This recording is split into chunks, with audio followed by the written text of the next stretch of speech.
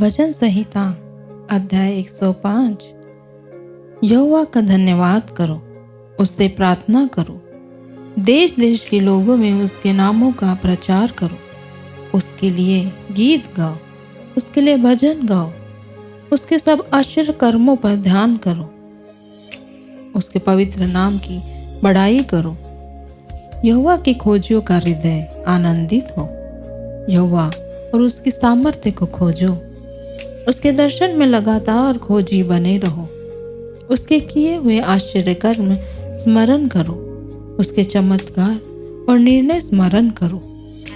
हे उसके दास अब्राहम के वंश, हे याकूब की संतान, तुम तो उसके चुने हुए हो।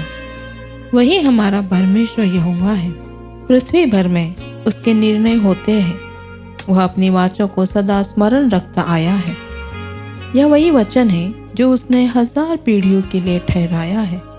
वही वाचा जो उसने अब्राहम के साथ बांधी और उसके विषय में उसे इसहाक से शपथ खाई, और उसी को उसने याकूब के लिए विधि करके और इस्राएल के लिए यह कहकर सदा की वाचा करके दृढ़ किया, मैं कनान देश को तुझी को दूंगा, वह बाट में तुम्हारा नीच भाग होगा।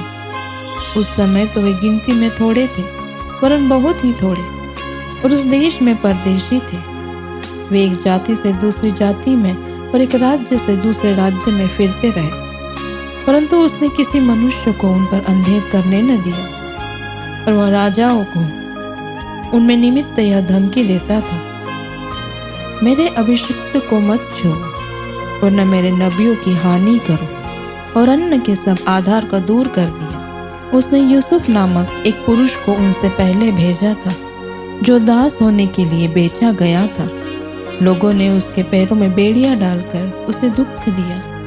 वह लोगों के सांकलों से जकड़ा गया। जब तक कि उसकी बात पूरी न हुई, तब तक यहोवा का वचन उसे कसौटी पर कसता रहा।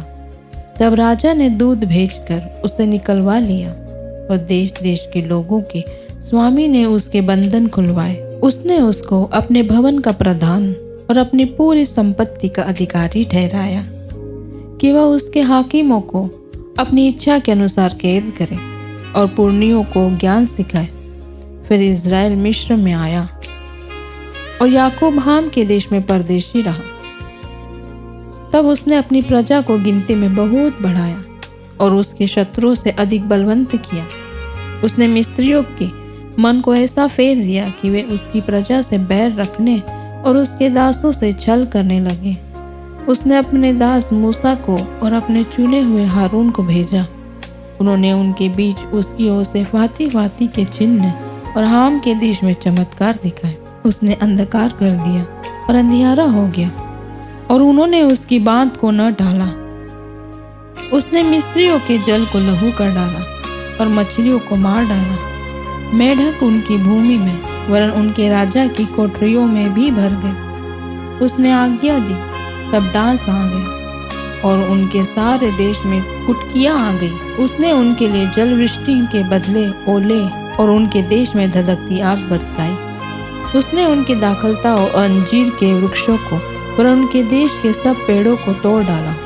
उसने आज्ञा दी, तब अनगिनत टिड्डियां और कीड़े आए और उनके अनेक देश के सब अन्न आदि खो डाले, और उन्होंने उनके देश के सब अन्न आदि को खा डाला और उनकी भूमि के सब फलों को चट कर दिया। उसने उनके देश के सब पहिलौठों को, उनके पौरुष के सब पहले फल को नष्ट किया। तब वह इज़राइल को सोना चांदी दिलाकर निकाल लाया, और उनमें से कोई निर्बल न था। उनके जाने से मिस्री आनंदित हुए, क्योंकि उनका डर उनमें समा गया था। उसने छाया के लिए बादल फैलाया और रात को प्रकाश देने के लिए आग प्रकट की। उन्होंने मांगा, तब उसने बटेरें पहुंचाई और उनको स्वर्गीय भोजन से तृप्त किया। उसने चट्टान फाड़ी, तब पानी बह निकला और निर्जल भूमि पर नदी बहने लगी, क्योंकि उसने अपने पवित्र वचन और अपने दास अब्राहम को स्मरण किया। वह अपनी प्रजा को हर्षित करके और अपने चुने हुओं से जय जयकार करा के निकाल लाया, और उनको जाति जाति के देश के लिए और वे अन्य लोगों के श्रम के फल के अधिकारी किए गए, कि वे उसकी विधियों को माने और उनकी व्यवस्था को पूरी करे।